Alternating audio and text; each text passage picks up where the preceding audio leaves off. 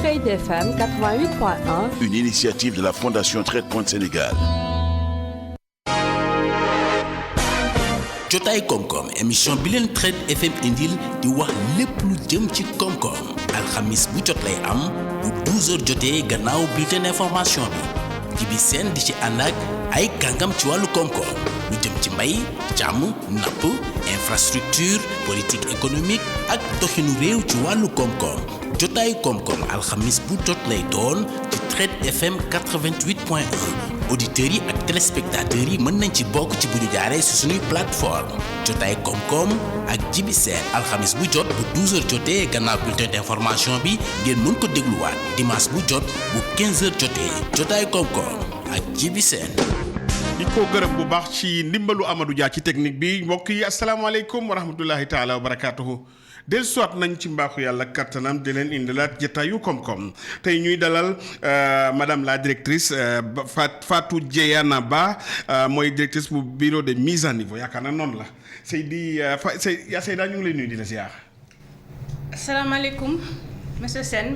maa ngi lay fay di la sant di la gërëm ci invitation bi ñu jagleel tey di profiter yi tamit di nuyu sama ay kilifa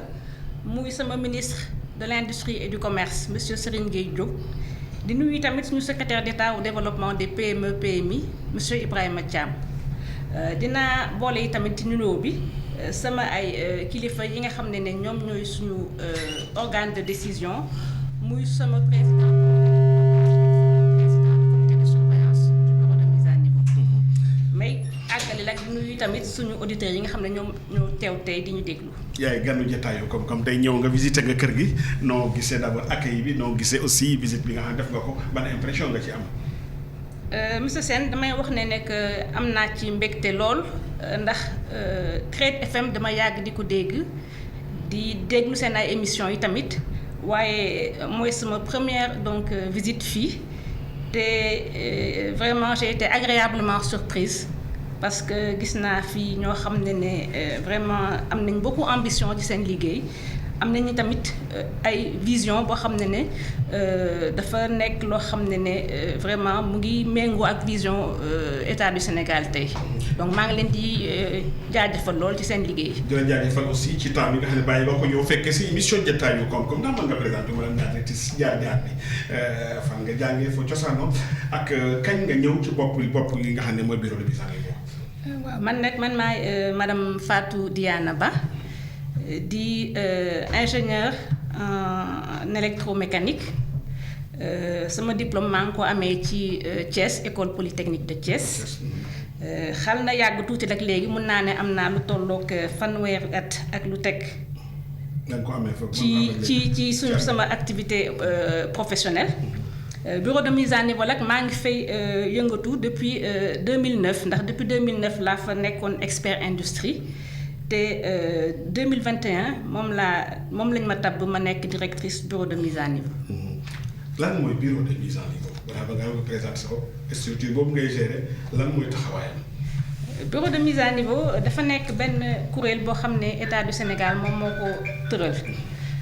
ñu ngi ko créé ci 2004. ci mbëbëtu secteur privé parce que secteur privé moom moo lëkkaloo waxtaan ak état du Sénégal pour ñu jagleel leen benn outil bi nga xam ne moom mooy bureau de mise à niveau depuis bi ñu ko créé ba léegi nag mën nañu wax ne que mission principale bureau de mise à niveau mooy accompagner les entreprises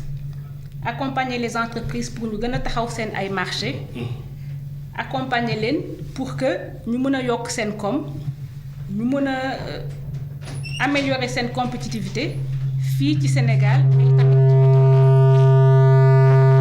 bureau de mise à niveau. mën a taxaw secteur privé bi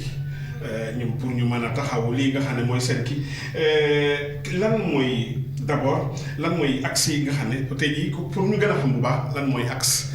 yi nga xam ne mooy axe de développement yoon yi nga xam ne moom ngeen teral. ne lii ak fii moom la ñuy def pour jëmmal suñu liggéey yan yoon la. waaw bureau de mise à niveau dafa nekk loo xam ne benn kuréel la bi nga xam ne mun naa ne que dafa nekk loo xam ne dafa international ndax ONUDI mooy Organisation des Nations Unies pour le développement industriel moom moo ko njëkk a taxawal ñu xam ne nañu mettre en place Union européenne ñu war a méngale économie Union européenne yëpp pour que mu bañ a am kenn ku des ginnaaw loolu moo indi concept bi ñuy wooyee mise à niveau léegi nag ONUDI moom moo indi donc concept mise à niveau indi ko fii ci Sénégal indi ko tamit ci toute la zone UEMOA ci gàttal mun naa ne ñun suñu mission mooy bu ñu gisee benn entreprise bi nga xam ne dafa nekk ci activité am suñu mission mooy caytu ko xool naka la ñu war a mën a améliorer ay jumtuwaayam pour que bu fekkee ne mu ngi ci niveau 1 tey bu ëllëgee mu toll ci niveau bu gën a yéeg mu toll ba niveau 10 donc loolu moom ci gàttal moom mooy mission au bureau de mise à niveau. tom rek ñi nga xam ne ñooy njiit yu bees yi am benn vision 2050 lan mooy taxawaayu bureau mise à niveau parce que tey jii coppite lu fi nekkoon war ko yëkkati war ko jëmale kaw yaakaar ne am ngeen fa taxawaay lan mooy seen taxawaay ci vision boobu boo xam ne Sénégal teg na mooy vision fa lañu bëgg a jëlee réew mi mooy jëlee réew mi ci at yii nga xam ne ci lañ toog ba 2050 forcément ki bëgg a voyager fu sori il faut nga defaraat sa toogin lan mooy taxawaayu bureau de mise à niveau ci vision boobu. damay xanaa li ma mën a wax mooy vision Sénégal 2050 dafa méngaloo trop ak mission wu bureau de mise à niveau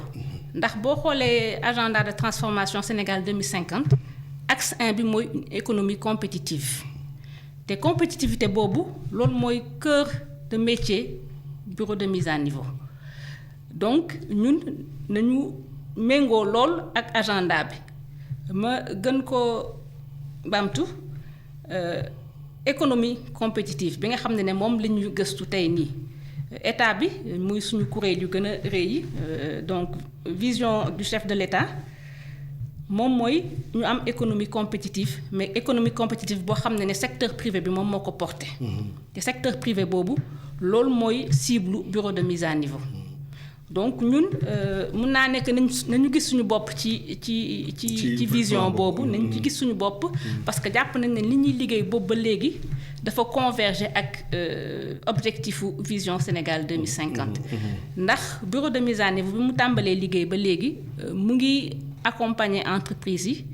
mais accompagnement boobu benn objectif rek la am moom mooy yokk seen koom te koomu entreprise du secteur privé boo ko jëlee moom mooy représenter maanaam économie compétitive moom mooy représenter émergence suñu économie nationale. Donc ñun bureau de mise à niveau la pour bu mun naa ne que boo xoolee axe agenda Sénégal 2050 daanaka ci axe yëpp nañu gis suñu bopp parce que boo jëlee axe 1 bi moom mooy économie compétitive moom mooy compétitivité bi nga xam ne moo nekk ci mission bureau de mise à niveau boo jëlee axe 2 bi nga xam ne moom mooy waxu développement durable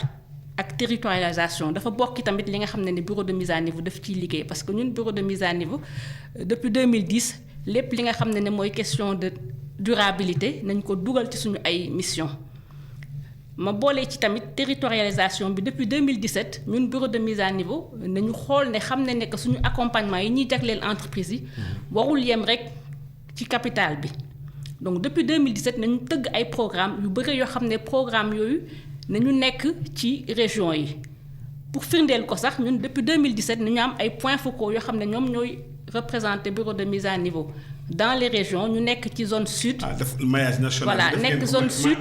tout à fait nekk zone sud nekk zone sud-est nekk zone centre nekk zone nord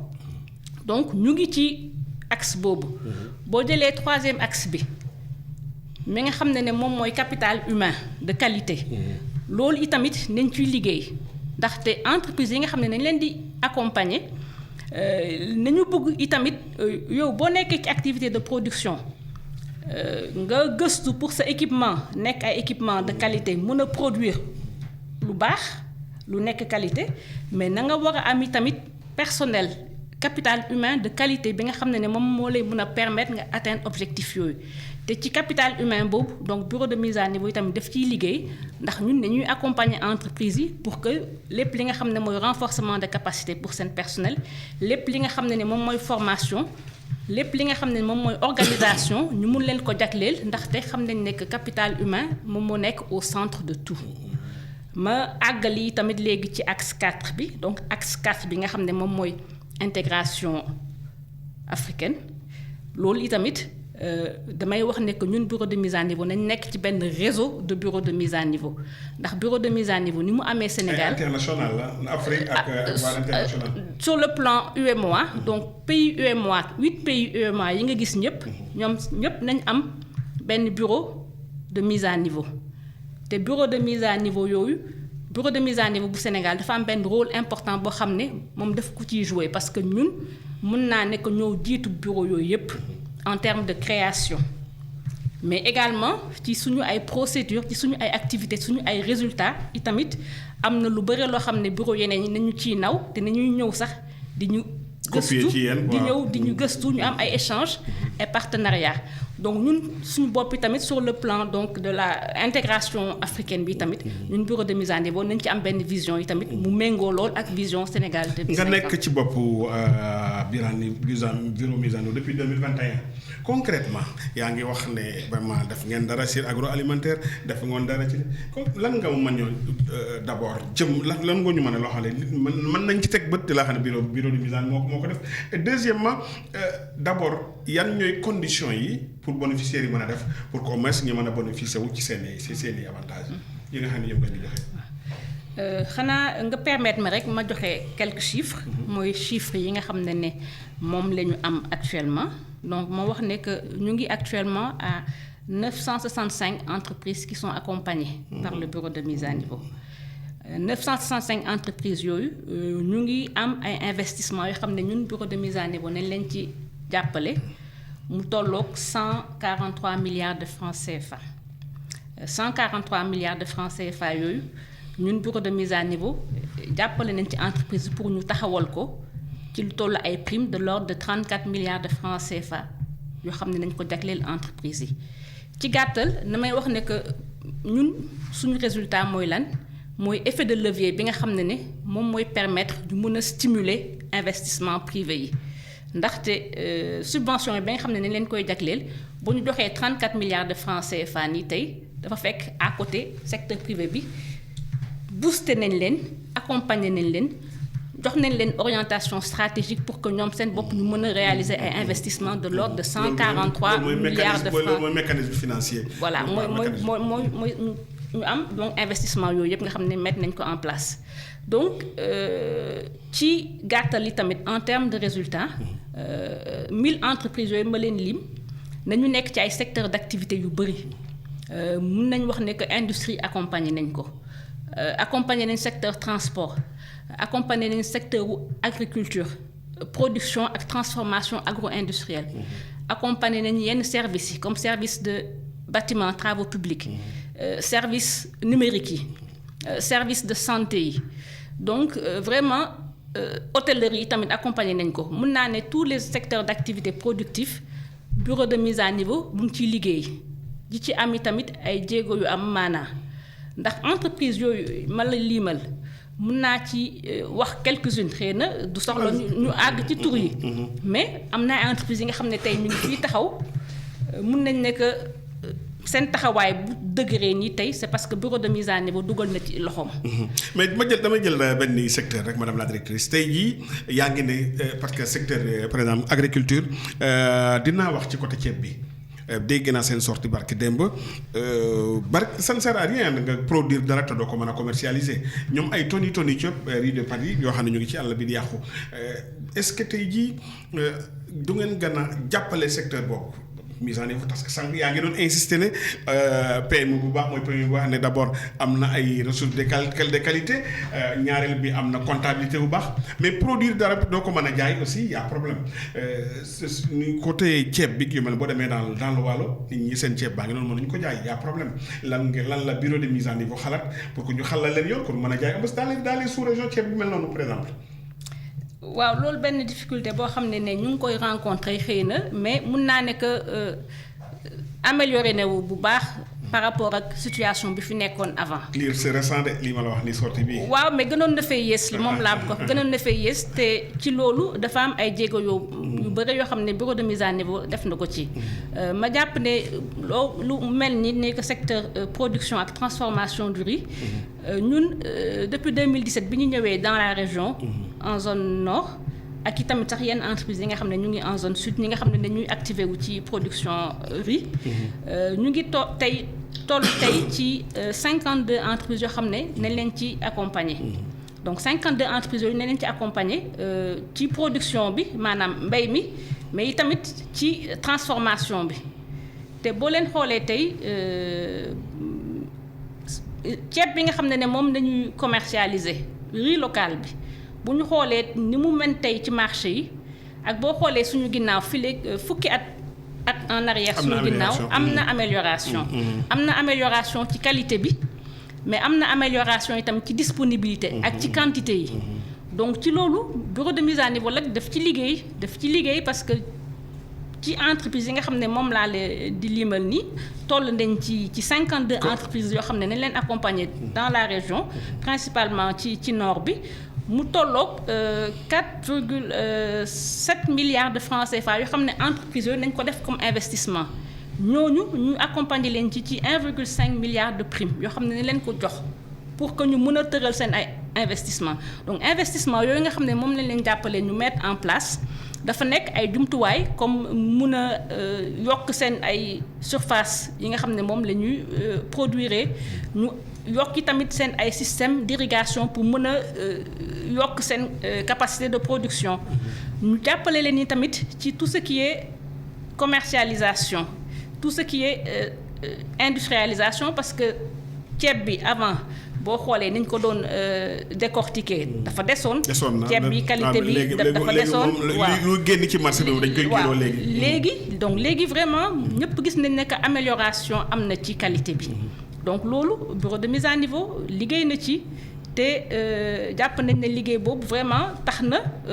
ceeb bi gën a abordable mais également ceeb bi gën a consommable par rapport ak consommateurs yi xanaa keñ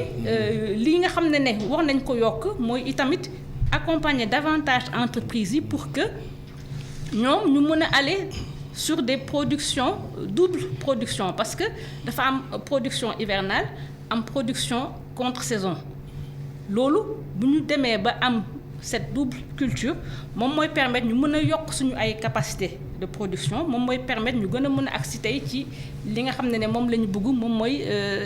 souveraineté économique bi souveraineté alimentaire bi donc ak autosuffisance en termes de production de riz. li ngay wax ci ceeb baa ngi ci marché bi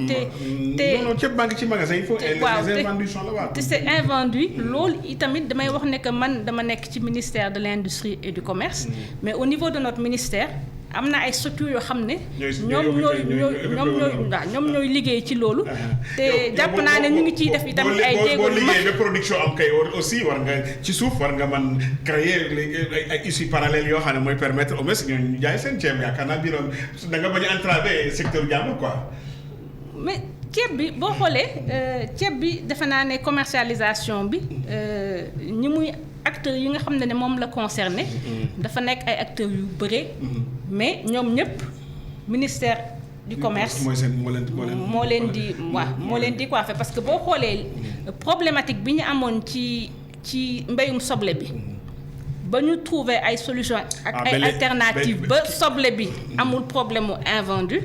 defe naa ne jéego yooyu tamit ñu ngi koy def ki doon woote sama téléphone léegi mu ngi tudd Mamadou Ndiaye mooy président AMN yaakaar naa ne mu ngi Thiès mu ngi doon insister mu ngi doon vraiment secteur boobu aussi bureau de mise en niveau war na ci mën def surtout qualité gi gën a baax ñaareel bi aussi les chambres foires yi nga xam ne ñoom ngeen waroon xam-xam baa ngi fi woon na mais peut-être réalisation moo des secteur bu ci àll bi foofu boo seetee chambre foire est-ce que jot ngeen ci liggéey. ñun bu ñu waxee waxu ceeb bi parce que ci filière ceeb bi lañ ne woon donc ma wax la ne que def nañ ay accompagnement ci équipement yi ak équipement production ak transformation mais également ci question hangar de stockage yi parce que entreprise yu bëri yi ñu accompagner problématique bi ñu doon am mooy nañuy toog bu ñu liggéeyee ñetti weer seen liggéey taxaw parce que dootuñu amati ceeb bu ñu mën a décortiquer donc ci loolu bureau de mise à niveau entreprise yi mu accompagner nga xam ne ñu nekkoon ci transformation dañ leen permettre ñu mën a am ay hangar de stockage nga xam ne daf leen di permettre bu ceeb bi ñoree rek ñu mën a am suffisamment de stock am fu ñu koy dugal pour que ñu mën a liggéey peut-être 9 ba même 12 mois ba le temps que beneen culture bi di ñëw donc loolu effectivement. cette fois-ci nag ceeb bi dafa fekkante te la fa nekkoon dafa am beneen boo xam ñor na te bu fekk fële loolu mooy problème bi xam naa dëgg na yow doo mënoo leen ko jaayal mais mën nga leen defar bu ñu produire mais ñaareel bi am na secteur boo xam ne mu ngi fi xam naa ñu ngi déglu doon nañu Amadou Gueye de passage mooy FNBS secteur de la boulangerie mu nekk secteur boo xam ne ñu ci gën a bëri ñi nga xam ne laaj naa leen dañu xamal ne vraiment ñoom d'abord seen outillage yi dafa yàgg li ñuy consommer ci courant dafa bari d'abord su ma tuul daal ci li ñuy liggéey dañ koy yemale ci ay courant ak emploi ak yeneen yi mel secteur de la boulangerie est-ce que am ngeen programme spécial yéen bureau de mise à niveau pour ñoom. donc loolu yi tamit dinaa ci wax parce que secteur de la boulangerie dafa nekk benn secteur boo xam ne bureau de mise à niveau liggéey na ci tamit depuis ay at te may rafetlu tamit échange boobu nga am ak seen président. xam naa moom bu fi teewoon sax tey dina mën a wax moom ci boppam ci gémmiñam li nga xam ne bureau de mise à niveau daf ko def ci ay accompagnement pour seen secteur boobu ci lim bu gàtt am nañu actuellement 50 entreprises yoo xam ne nañ leen accompagner ci boulangerie ñooñu nañ leen jàppale pour que seen équipement de production parce que équipement de production yooyu nga wax dafa nekk ay équipement yoo xam ne ñu ci bëri nañ nekk ay équipement yu obsolète yi nga xam ne dafa yàgg day consommer parce que li mu waroon produire sax dootu ko produire ndax équipement yi nañoo yàgg donc ñun bureau de mise à niveau bi ñu ñëwee ne leen accompagner pour que ñu mën a jënd ay équipement yu bees ñu mën a jënd ay four yu bees ñu mën a jënd tout ce qui est ay pétrin ak yooyu yëpp ñu rénover seen équipement de production équipement yooyu duñu leen di accompagner ñun accompagnement bureau de mise à niveau bi ni ma koy waxee dafa nekk loo xam ne nañ koy structurer du nañu ñëw rek nga ñëw ne man lii laa bëgg jënd ñu jëndal la ko wala ñu ne la demal jënd ko du loolu dafa am li nga xam ne moom mooy commencer accompagnement mise à niveau moom mooy diagnostic bi donc entreprise bépp bi nga xam ne dafa ñëw pour ñu accompagner ko li ñuy njëkk a def mooy gëstu activité am gëstu boobu nag dafay permettre ñu mën a firndeel lépp li nga xam ne moom mooy axe d'amélioration donc bu ñu defee loolu dañu naan effectivement diagnostic bi ñu def wan nañu ne que kii équipement de production bi dafa obsolète mais wan nañu tamit que marché bi nga xam ne moom la bëgg a adresser permettre na ko mu mën a def ay investissement ci sens boobu donc loolu moom mooy permettre donc vraiment entreprise yooyu yëpp ñu mën a rénover seen équipement de production mais yemuñu ci loolu tamit parce que boulangerie ñu ci bëri ne ñuy am yenn saay ay problème de gestion donc sur le plan organisation ak gestion yi tamit ñoom ñu bëri nañ leen ci accompagner ñu mettre en place ay outils de gestion nga xam ne ñuy xool ñoom seen bopp am visibilité ci seen activité xam seen rentabilité fan lañ ko war a mën a jëlee loolu mooy accompagnement yi nga xam ne ñoom lañ ko accordé entreprise boulangerie i tamit beneen point mooy important moom mooy seen équipe seen locaux de fabrication nañ ko gëstu tamit parce que ku wax waxu mburu wax nañ waxi tamit waxu qualité ak hygiène pour les consommateurs donc ci loolu i tamit nañ ci am ay activités yu bëri yoo xam ne nañ ko ci def parce que ñooñu ñëpp nañ leen jàppale pour que ñu mën a rénover seen locaux de production ñu defaraat carrelage ñu defaraat équipe tout ce qui est pour être en conformité par rapport aux normes de production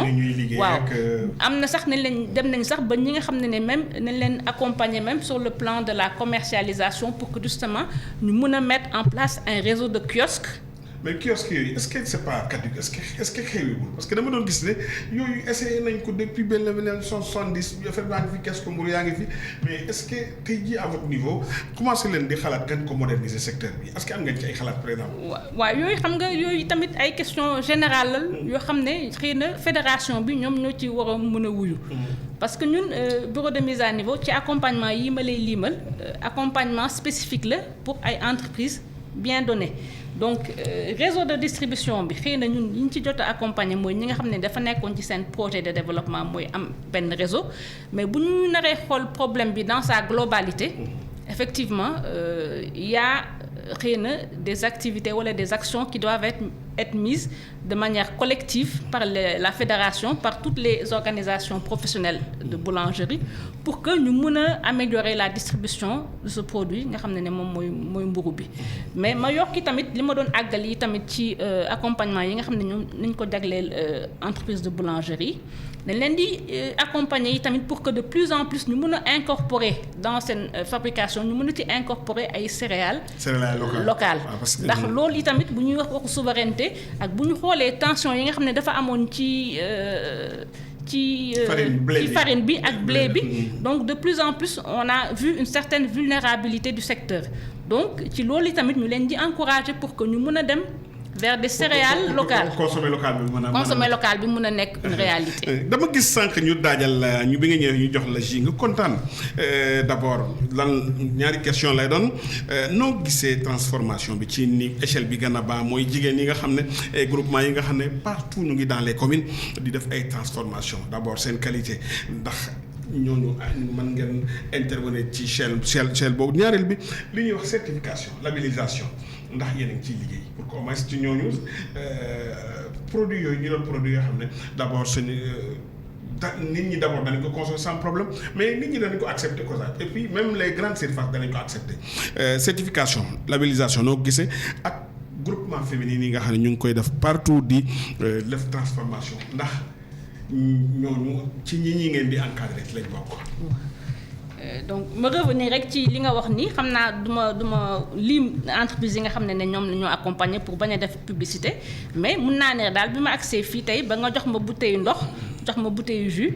am naa mbégte lool gis fi produit yi parce que dama la ne ñii de xam naa ne bu ñu taxawee fii tey bu ñu nekkee fii tey loxo bureau de mise à niveau mu ngi ci te ñu ngi leen di encourager di leen féliciter parce que fii ñu toll nii ñun suñu bopp nañ ci kontaan te ñaan nañu tamit ñu wees lii yëpp. ma wax ne tamit peut-être leeraluma ko ci début bi mais bureau de mise à niveau dafa nekk bureau boo xam ne cible am dafa large ndax bureau de mise à niveau dafay accompagner entreprise yi de la TPE à la grande entreprise nañu am benn plafond en termes de chiffre d'affaires mooy maximum chiffre d'affaires bi nga xam ne entreprise bi bu ko amee mun nañ ko accompagner mooy 30 milliards de francs CFA mais nañu am tamit benn plancher minimum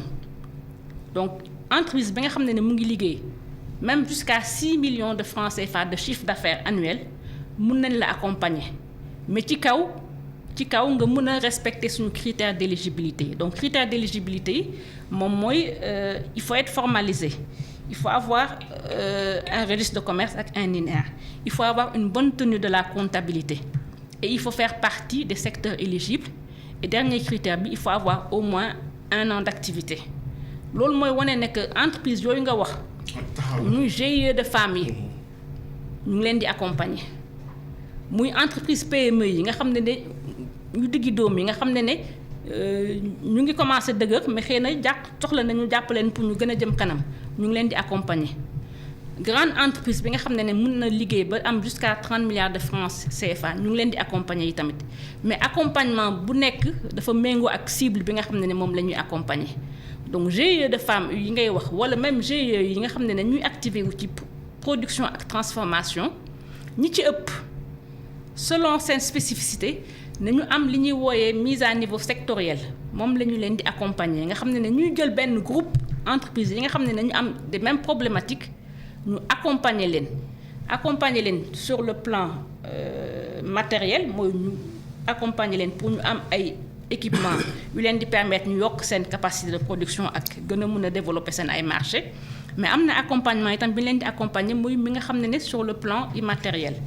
boobu nag moom mooy couvrir tout ce qui est formation tout ce qui est organisation tout ce qui est encadrement ñooñu nga wax par exemple ñu ngi ci accompagner ne leen di accompagner pour que bu ñuy produire ñu mën a respecter les normes d'hygiène et de fabrication ne leen di accompagner pour que ñu mën a am benn comptabilité minimum boo xam ne nañ ko mën a mettre en place pour que li ñuy liggéey ñu mën a xam ndax rentable na wala ndax rentable ñu mën a xam naka la ñu war a mën a organiser seen approvisionnement ba seen commercialisation ak teg ay prix ay njëg yoo xam ne dafay méngoog seen activité te dina leen permettre ñu am ci ay revenus am ci bénéfice donc loolu dafa nekk loo xam ne bureau de mise à niveau daf koy accompagner entreprise yooyu yëpp. dëkk boo jëlee région yi tey spécifiquement comme région mel nii la région du sud nga xam ne presque mën naa ne produits forestiers yi ñu nga fa am pagaille mango baa nga fa madd baa nga fa lu ne nga fa gis sénégalais lañ koy consommer est-ce que mérité wul benn ngeen def ko zone spéciale boo xam ne dañuy dem mango bi ngeen xool comment les organiser madd beeg yeneen yi nga xam ne day jóge ci àll bi di ñëw loolu aussi matière la madame la directrice. oui tout à fait parce que même boo xoolee moo tax bureau de mise à niveau di liggéey ak yenn programme yi comme li mel ne programme Agropole donc Agropole sud ak Agropole centre bureau de mise à niveau dafa lëkkaloog ñoom am convention donc yéen xam ngeen programme Agropole bi ambition moom mooy développer des zones agro-industrielles dans toutes les zones du pays pour que tout ce qui est production locale ñu mun ko transformer ñu mën a aller vers une transformation industrielle à l'échelle mais loolu bu waree mu nekk itamit du tere ñi nga xam ne ñu ngi ciy gëstu actuellement muy te toute petite entreprise ak PME yi dañu soxla ñoom itamit ñu accompagner leen pour que ñoom itamit ñu mën a màggandoo ak projet boobu ñu mën a ñëw itamit ñoom seen bopp implanté wu ci projet boobu. moo tax donc li nga xam ne moom mooy Agropole Sud filière yi nga xam ne moom lañ doon liggéey muy filière mangue filière maïs ak filière anacarde entreprise yi nga xam ne dañ nekkoon ci secteur boobu nañ leen accompagner pour que ñoom seen bopp ñu mën a yokk seen koom pour que fileeg agropole yi di taxaw maanaam fileeg infrastructure yëpp di taxaw ñoom ñu mën a yokk seen capacité ñu mën a permettre ñi nga xam ne ñu ngi ñëw foofu ñu mën a am ay relations d'affaires ak entreprise yi nga xam ne nar a ñëw implanté wu ci agropole yooyu. bu ma jàppee li nga xam ne moom mooy agropole centre foofu filière yi nga xam ne moom la ñu privilégié woon moom mooy filière céréales filière sel ak filière arachide. donc yooyu yëpp dafa nekk ay secteurs yoo xam ne bureau de mise à niveau accompagné na ci ay entreprises ma àggali tamit ci composante boobu ñu ngi ami tamit programme bu ñuy wooyee Proval CV benn programme boo xam ne donc ministère de l'agriculture moom moo ci liggéey donc programme Proval CV yi tamit permettre nañu tout ce qui est activité de production et de transformation agro-industrielle ñu liggéey ci donc yi nga xam ne toute spéculation agricole yi nga wax ni yëpp nañ ci liggéey mais itamit yenn secteur comme aviculture comme embouche bovine comme activité de pêche voilà yooyu yëpp donc yooyu yëpp entreprise yi nga xam ne nekk ci activité yooyu yëpp bureau de mise à niveau daf leen ci accompagner mu fekk état bi teg na aussi benn politique mooy coopérative agricole yi nga xam ne ñu ngi implanté wu partout et puis te nit ñi bëgg nañ ko bu baax a baax ñu ngi organisé wu là cette organisation là aussi j'espère que man ngeen ko capitaliser aussi pour mu doon ci seen bilan boobu. voilà parce que justement coopérative yi ngay wax nii tamit dafa nekk benn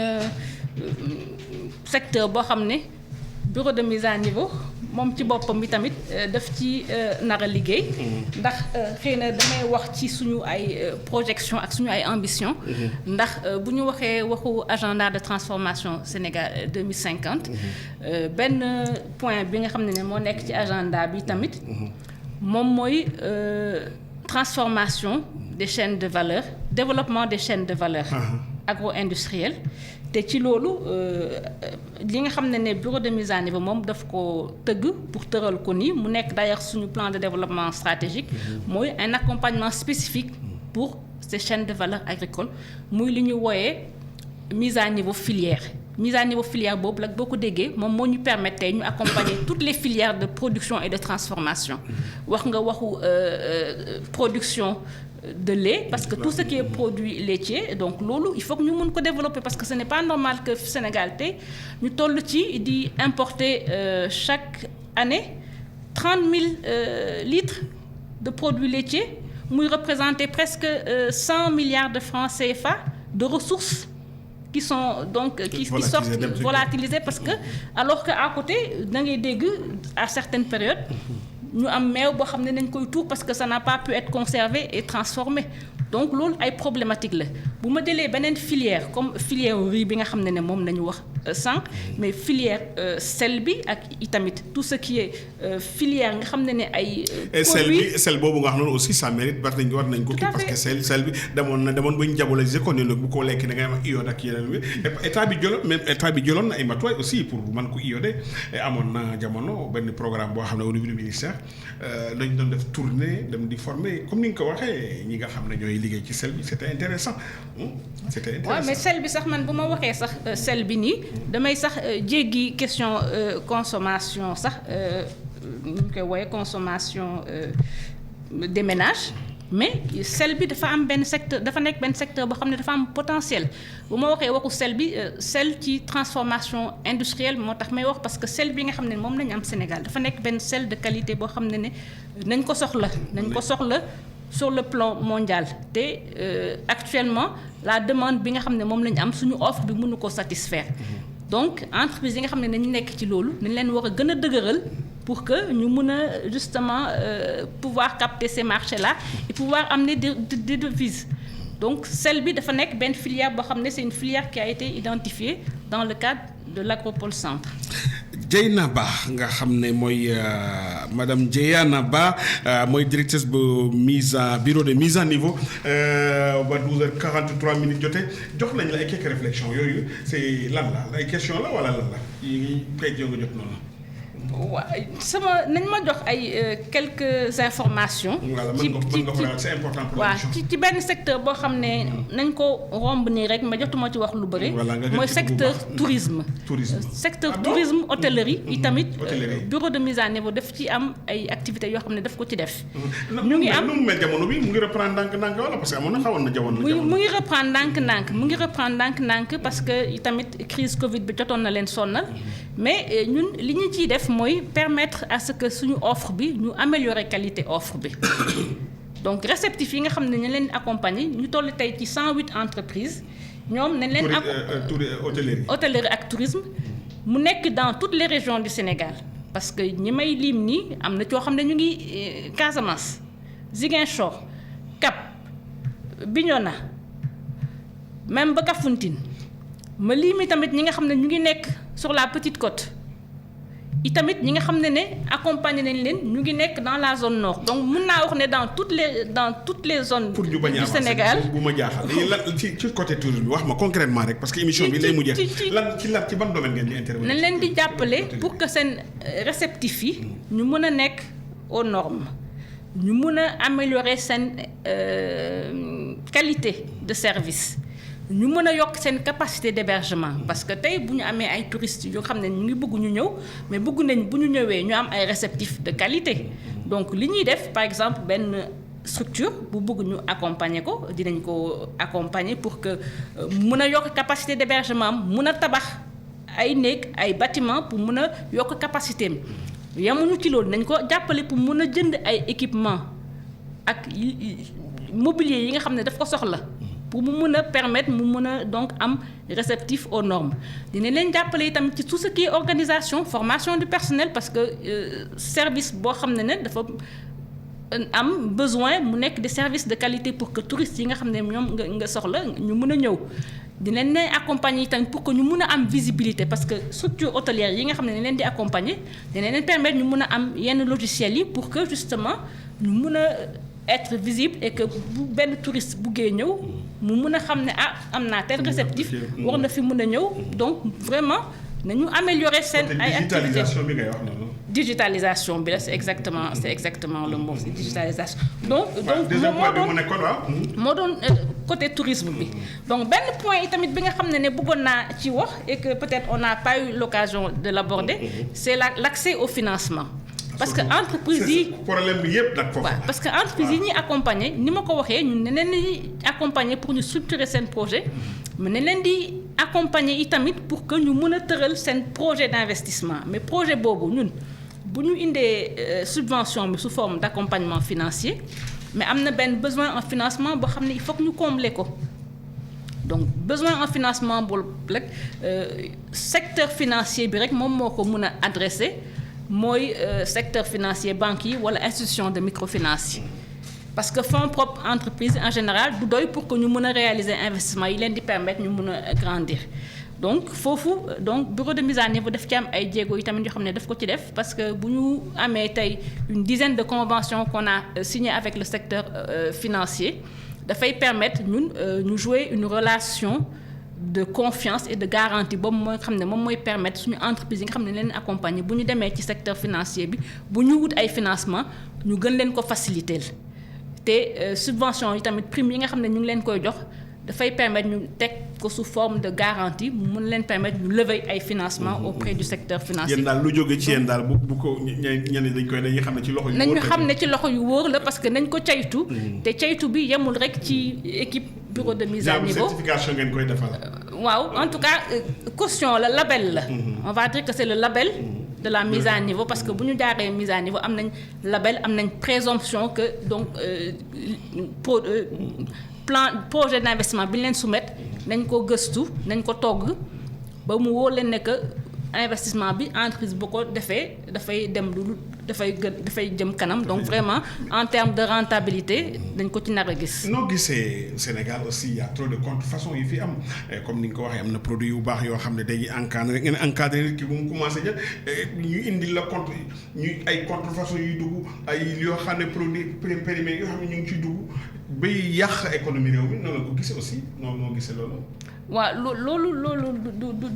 du yoon et comme ni ma ko waxee rek ñun ministère de l'industrie et du commerce yi tamit dafa am ñoo xam ne ñoom ñooy liggéey ci loolu ñu am ay structures yoo xam ne dañ leen jagleel ci contrôle justement contrôle bi nga xam ne moom la ñu war a exercer ci produits yi nga xam ne moom mooy dugg fii contrôle mun naa waxu direction du commerce intérieur nga xam ne produit buy dugg fii nañ koy xool. parce que encadrement nga wax tamit l'ANAC mooy laboratoire bi nga xam ne moom mooy analyser produits yi. ñu am tamit ASN mooy agence sénégalaise de normalisation moom tamit nga xam ne dafay mettre ay normes à disposition yi tamit di def ay normes yoo xam ne nañ ko war a rendre d'obligation muy nokk donc une réglementation pour permettre justement lépp li nga xam ne ci produit ñu mun ko sécuriser nga xam ne produits yi ñëw mu nekk ay produits de qualité. bokk na ci aussi mooy les produits pharmaceutiques nga xam ne actuellement mu ngi bugg a tas dëkk bi partout ñooñu dañ leen war pour yow dañ leen war a recycler encadrer leen dugal leen pharmacie wala war dañ leen continuer rek ñuy lor nit ñi ak seen les médicaments de la vie ñuy jaay par exemple. loolu kañ moom loolu du yoon parce que c'est la santé des consommateurs qu'on met en péril te loolu tamit. L'agence de régulation de la pharmacie tamit mu ngi ciy liggéey. mu ngi ciy liggéey waaw mais xam nga rek moom Sénégal dafa xala metti tuuti. boo jëlee tey jii Sénégal émission baa ngi waaj a jeex bureau de mise à niveau boo doon tey jii taxaw nga xayma sa bopp mooy ne daal fa nga jóge ak fi ngeen tollu fa ngeen jëm ci kanam noo gisee liggéey bi nga xam ne jot ngeen ko def. ñun nañuy rafetlu liggéey bi nga xam ne jot nañ ko def. parce que ni ma ko waxee rek bu ñu génnee xool entreprise yi ñu accompagner fi ñu toll tey nañu ci am une certaine fierté mais bu ñu xoolee yi tamit lépp li nga xam ne dafa des ñu wax ko def yi tamit ñu gis ne nekk liggéey bi des na lu bëri encore. li xaw a des fan la jafe-jafe yi nekk par exemple li nga xam ne yaakaar nga ne bëgg ngeen ci dugal carrément tey jii boo ñëwee booy def réunion code de coordination ak sa gars yi dañ ne secteur bi la vraiment nañ ko gën a booster lan la. secteur yi ñu war a booster. bi nga xam ne tey jii moom xam nga il faut 1 2 3 bi nekk sa kanam da nga bëggoon ci liggéey carrément ba nit ñi xam ne def nga résultat ban secteur la par exemple. mais mooy le principal mooy boo xoolee secteur de tout ce qui est industrie agroalimentaire. Industrie agroalimentaire jàpp naa ne entreprises yi ciy liggéey elles ont beaucoup de mérite. mais lii xëy na lii tax seen kii xala na sa xaay c'est que peut-être de seen équipement yi ñu am doyul matière baa ngi fi. waaw seen matière bi amuñu ko mais financement bi tamit amuñu ko donc ñooñu war nañ leen accompagner mais waruñu yem ci loolu itamit ñooñu ne leen war a permettre tamit ñu am benn certain marché donc wax nga ko waxu produits yi nga xam ne ñu leen di bàyyi ñu dugg et que produits c'est pas des produits de qualité ak yooyu mais en dehors de loolu sax mais produits yi nga xam ne sax mais nañu nekk de qualité yi tamit sax mais ñun war nañu jàppale suñu ay entreprises locales yi pour que ñoom seen marché ñu mun ci positionné wu daf may permettre ma wax waxu tey le mois du consommé local parce que nañ nekk ci mois du consommé local.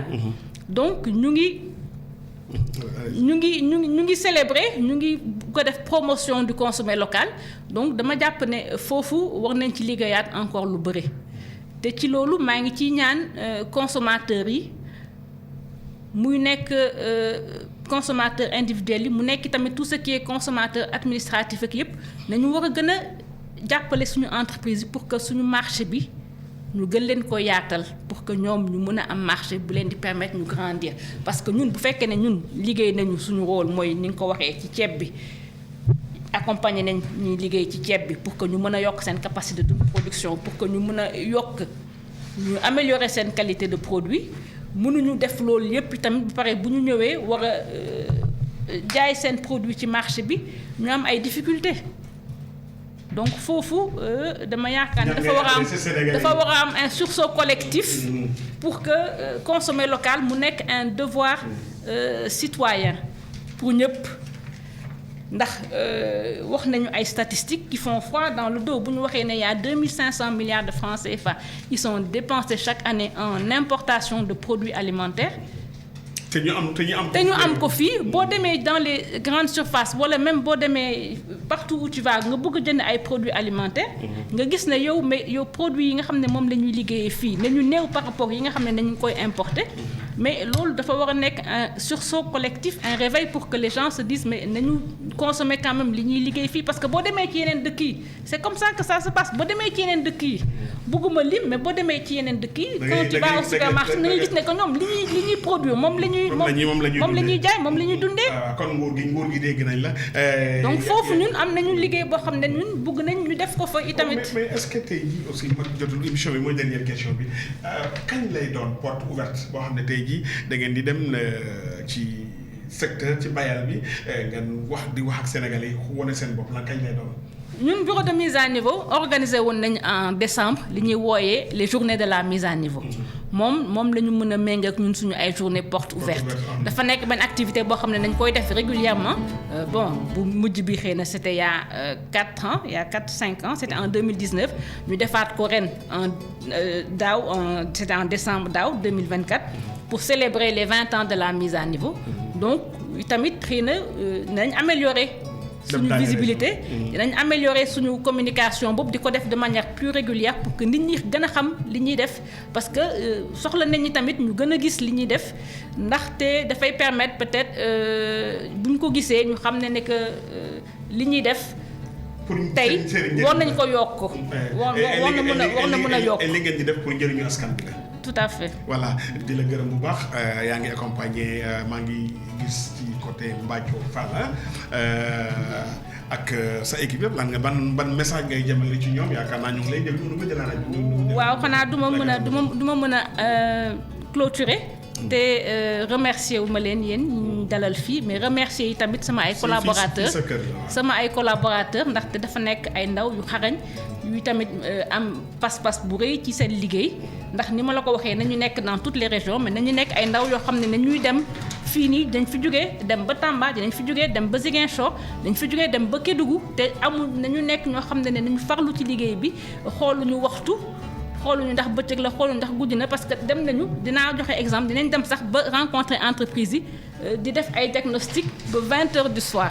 donc maa ngi leen di ci remercier di leen ci féliciter tamit di leen ñaax pour ñu gën a yokk tamit liggéey bi di la gërëm bu baax ci temps bi nga xam ne may nga ko émission Jotaayu Koom-Koom may ko rajo bi di gërëm Amadou Dia nga xam ne mu nekkoon ci technique bi mu nekkoon seen émission Jotaayu Koom-Koom tey ñu doon dalal madame Dieyna Ba madame Dieyna Ba nga baal ma mooy directrice du bureau de mise à niveau nekkoon seen émission Jotaayu Koom-Koom rediffusion bi dimanche la asalaamaaleykum wa rahmatullahi taala wa barakaatu.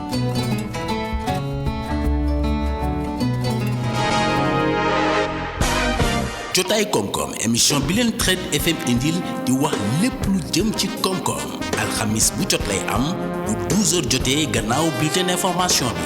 Jibi Sène di ci ànd ak ay kàngam ci wàllu koom-koom lu jëm ci mbay càmm napp infrastructure politique économique ak doxinu réew ci wàllu koom-koom jotaay koom-koom alxamis bu jot lay doon ci Trade FM 88.1 auditeurs yi ak téléspectateurs yi mën nañ ci bokk ci bu ñu jaaree ci suñuy plateforme jotaay koom-koom ak Djiby Sène alxamis bu jot bu 12h jotee gannaaw bulletin d'information bi ngeen mën ko dégluwaat dimanche bu jot bu 15h jotee jotaay koom-koom ak Djiby Sène.